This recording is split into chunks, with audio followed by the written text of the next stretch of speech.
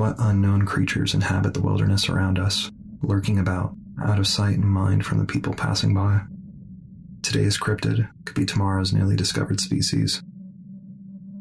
Or maybe the strange things that we see are a part of something larger and more complex.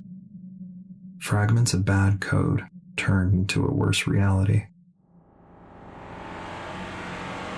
Frank and Roger were good friends, going for a long drive in the wilderness of Mount Shasta, California in the summer of 2007.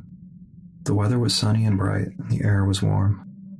The men would stop often along their aimless journey, taking in the sights, sounds, and smells Mother Nature had to offer. Having no particular destination in mind, the men drove about the forest with a rough plan of getting home sometime in the late evening. As the afternoon went on and the sun started to dip on the horizon, the men set out for their long car ride home. Frank didn't mind doing all the driving, even though it was starting to get late in the day. Darkness fell and miles passed with the men laughing and listening to music as they drove through the forest.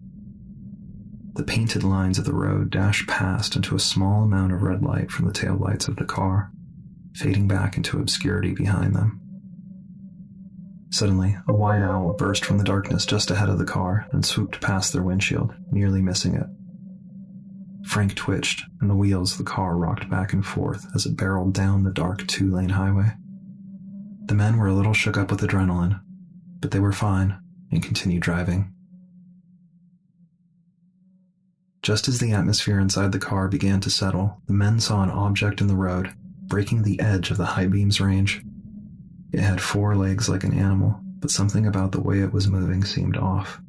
It wasn't a bear or a mountain lion, which are common in the area. No, this was something entirely different. It looked like a human, walking on all 4s.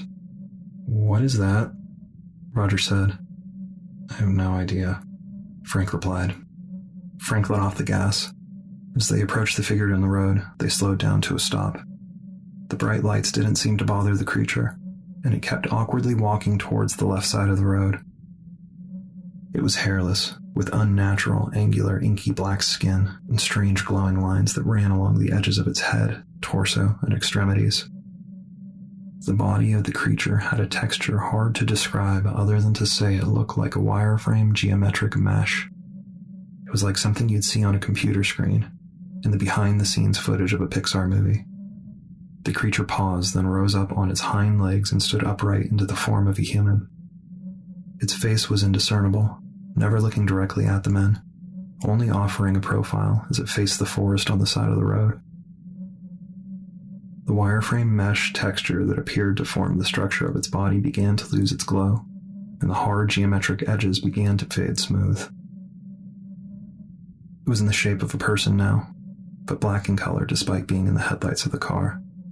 Light appeared to absorb into the figure, instead of reflecting off of it. The man sat in the car witnessing the transformation with eyes wide open and jaws dropped, not saying a word. The black shape lumbered off the road with an unnatural walk into the tree line, fading into the shadows of the forest.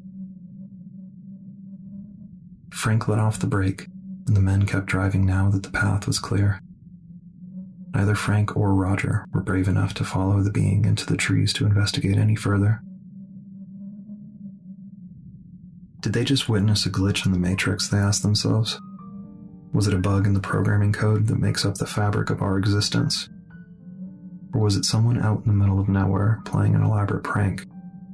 No explanation seemed to reconcile with what Frank and Roger had just seen. Till this day, the men are haunted by the memory of the shape-shifting shadow person they saw that night in the woods.